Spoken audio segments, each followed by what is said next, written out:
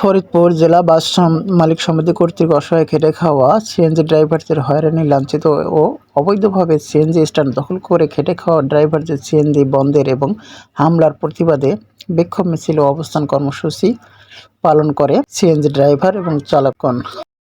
আমাদের এখনো মনে করেন আপনার আমাদের 4-5টা গাড়ি ভাঙে ভেঙে ফেলতে দেখেন, গাড়ির চিত্র দেখেন।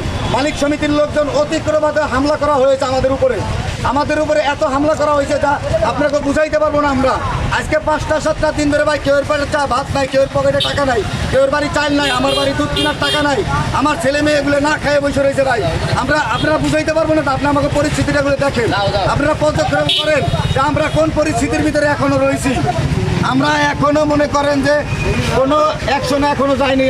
আমরা কোনো একটা গাড়ি ভাঙচুর করি নেই, কারো গায়ে হাত দেই নেই। কিন্তু আমাদের কয়দিন আপনারা আমাদের এইভাবে রাখবেন? আমাদের পেটে এখন ভাত নেই, আমাদের পিছনের পেট। তাদের অভিযোগ মালিক সমিতির লোক এই গাড়িটি ভাঙচুর করেছে। আনুমানিক বেলা 4টার দিকে শুরু হয়। এই ভাঙচুরের পরেই বিক্ষোভ মিছিল এবং রাস্তা বন্ধ করে তারা বিক্ষোভ মিছিলের আয়োজন শুরু করে। গাড়ি চালাবো না,